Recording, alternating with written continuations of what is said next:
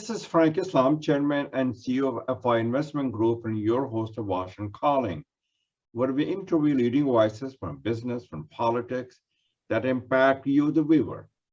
Today, we are fortunate to have a distinguished guest and a dear friend for many, many years, Dr. Sanjay Rai.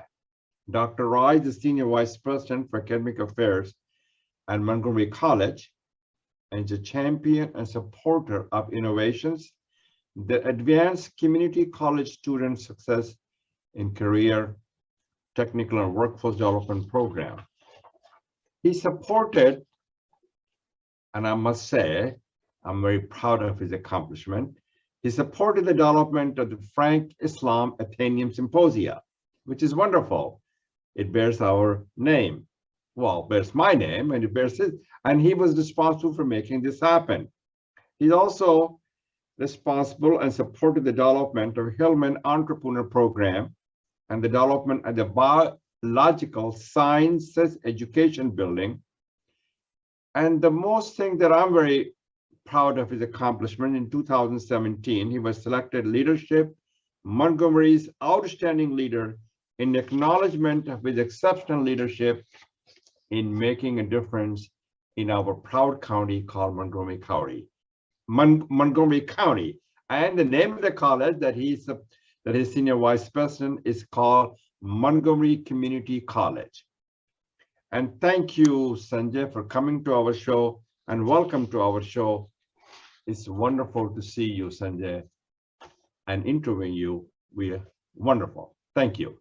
Frank, thank you so much for having me on your show. It's really an honor to be here with you and hopefully discussing some of the topics of mutual interest.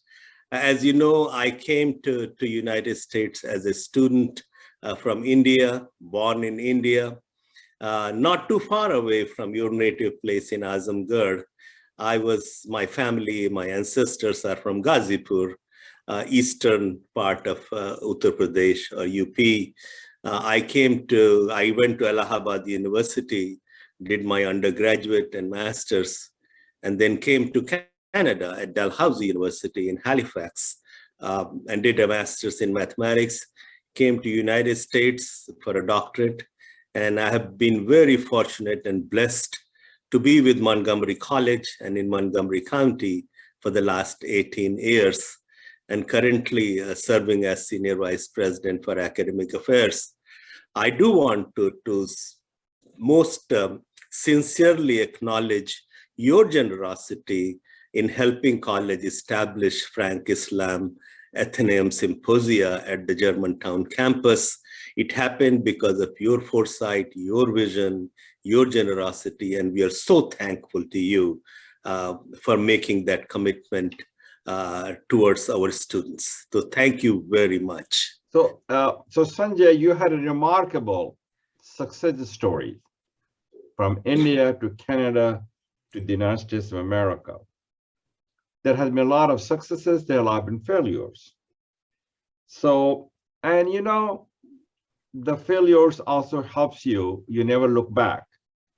Is there anything in your life that had a failures that allowed you to convert failures into opportunities? There were, many successes, many failures. And, being a first generation immigrant, yes. Often there are unusual barriers. Okay. Very fortunate to be in this country, in the state of Maryland and Montgomery County, with so many supporters, friends, and people who accept immigrants with open arms. That's very well said. As President Kennedy once said, immigrants infuse this nation with far horizons and new frontier, thereby keeping the hope alive and well. And he was very proud of his own ancestor who came in 1872 from from Ireland. He was an Irish Catholic. Yeah. So let me ask you a question. What changes you have seen in the teaching profession, especially during this challenging and difficult pandemic, and how do you see the disruptive role of technology on the personal connection between teachers and students?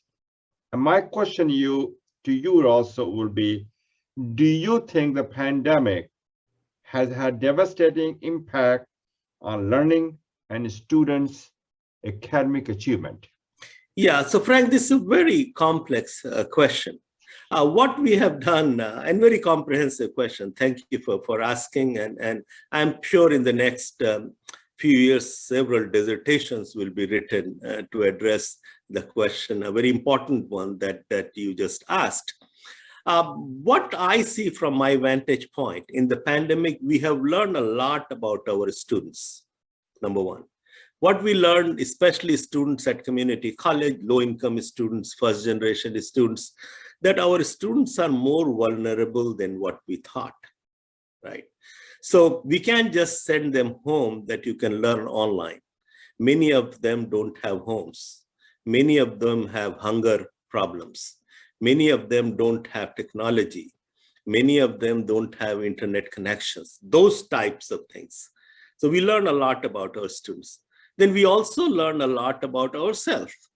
You know, how we teach, what we teach, how adequately we are prepared to use technology. Technology can do amazing things, but higher education in general has not paid enough interest and resources in professional development in utilizing technology to meet the needs of students. So we have understood a lot about ourselves, and we have also learned one thing, that we can change. Higher education is often considered rigid, that you can change. But overnight, most institutions across the country started offering education and support online within a matter of hours, right? 48 hours or 72 hours. So we can change. So those are positive the developments. So what has been, Sanjay, the lingering and the long-term and lasting impact of the pandemic on your own community college? And you are recognized as a leader in online course, as you mentioned to us. Can you tell us and shed some bright lights on the pandemic's new challenges as well as solutions? And has the pandemic reshaped education? And also, what lessons have you learned as an educator in terms of the pandemic, and what has been the effect of this pandemic on the students, as you mentioned? Yeah, so certainly, as I mentioned earlier, pandemic has impacted low-income, first-generation immigrants and others more negatively than others. So certainly students who didn't have a home, students who don't have technology or access, they are falling behind, especially in our school system. So learning loss is a real issue that is emerging from the pandemic experience. So how do we impact, how do we recover from the learning loss? Students who are coming through the pipeline, their learning is probably not adequate. And we were already dealing with the achievement gap issues. So pandemic, I'm concerned that is going to broaden that achievement gap further. On the brighter side, technology is emerging. Better technologies are being developed to address students' needs. Better pedagogy is being developed. The answer is not that everything is technology and you can do everything virtually. We also learned that that's not possible. Face-to-face interaction is extremely important, especially for students of first generation. They need to come in a classroom and see a professor or support person in person. So we have understood that part also. So I do think the future is brighter. Because of this experience, education will become more accessible. Mm-hmm. It will become more flexible, mm-hmm, and hopefully more affordable. And you will see global enterprises developing. Higher education was isolated from globalization. And I think this pandemic is going to break that glass ceiling as well. Do you see a brighter horizon, Sanjay, in terms of the challenges that you face during this difficult and challenging period of with pandemic? And So my question to you, what are your thoughts? I want to change the gear and talk to you about the challenges that higher education face today and how industries, and you do a good job in terms of partnership with industry, can play a role in bridging the gap between opportunities in the workforce. And what do you think some of the problem the higher education faces, besides the student debt and affordability you mentioned? You also mentioned a skill gap. You mentioned the rising of operating costs, shrinking federal and state budget. Those have been the factors. So tell me a little bit about what have been the challenges the higher education face. I think the challenge that I talked to you about. Yeah, well, thank you. And I think the most fundamental one is our digital economy. Yeah. So as you know, economy is digital, business is done in the digital world. And a lot of work is happening digitally, even a lot of experiments and trials and other things. So because of that, I think there is a lag between what's happening in our classroom and what's happening in business and industries. Typically, I think the CEO of Intel once told us in a workshop that in the month of December, the products that they ship to their customers, January of the same year, they were not aware that those products even exist. My goodness. So business and industry is changing at a very fast pace. We in higher education are not used to working at that fast space. So certainly that has created a skill gap. Millions of jobs are available in the United States today where employers cannot find adequate workforce or talent. At the same time, we have a lot of people who are unemployed. You're right. So the challenge for us is how do we connect people who are unemployed with the jobs that are available? And people who are unemployed, again, if you look at the demography of those people, they are first generation people of color who are in those groups. They do not have resources, time of 4, 5 years, 6 years to access higher education to become employable in those sectors. So higher education has to find an alternate way of giving employable skills to these people so they can get employed in those industries where the jobs exist. Traditional system of higher education does not work for people who are unemployed at this point in our country. Very well said. So Sanjay, I wanted you to shed some light and tell us a little bit about your partnership with the industries and how successful have you been, and have you changed your curriculum in a way that focuses on the industries that basically wants to hire the students from your college? Absolutely. So as you know, we are in Montgomery County, Maryland, right outside Washington, D.C. So D.C., Maryland, and Virginia is a knowledge economy sector. IT area is one of the largest employer. Hundreds and thousands of jobs are advertised every year in IT area. Second, Montgomery County, as you know, Time magazine in the early 90s declared us as DNA Valley, DNA Alley. So because of human genome sequencing, we have about 300 or so life sciences companies. Very well said. And just because of the pandemic, as you know, we are the vaccine capital of the world. Right. About $8 billion of investments have come to Montgomery County companies in the last 24 months. Wow. So we have responsibility of creating a large-scale workforce for life sciences industries, IT industries, and again, cybersecurity. Cybersecurity. And you said it very well. Yeah, and they are important. Of course, the life sciences industries, our companies are involved in vaccines, treatments. There are human importance of these companies. So not just from economic point of view, from humanitarian point of view, it's important for us to create workforce for these companies. Cyber, again, defending our national infrastructure, and the world that's today cybersecurity is extremely important. And preparing students from first generation and diverse community to get into that workforce is also very important for us.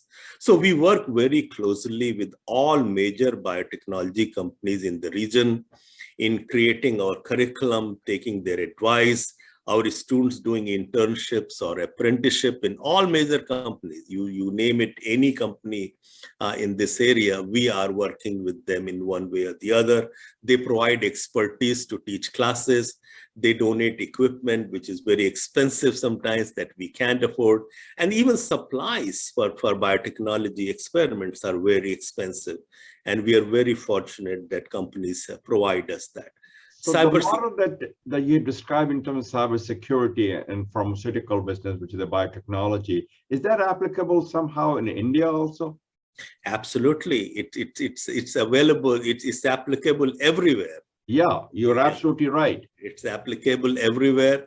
And the problems that we have here, very similar problems exist in India and other developing economies. Everyone has to shift their economy from their traditional economy to digital economy. So the same model is needed. And I'm very happy to inform you that over the last 10 years, Montgomery College has led the way in expanding community college concept in India and also other places in the world. I want to talk to and change perhaps the gears to talk about the major concern across the world in terms of higher education, and especially the barrier that the people who come from the socially and economically disadvantaged section of the society. How can this education be bridged? And talk a little bit about racial disparity that you mentioned, the financial challenges, socially economically disadvantaged people, lack of self-esteem, and how can education play a role to improve the communities and also get rid of the poverty? Well, you cannot get rid of the poverty. We can reduce the poverty and create jobs so that the poor children can have a better future. So thank you for that question, Frank. I really love that question. I think that our goal should be elimination of poverty from all over the world. Right. That should be our goal.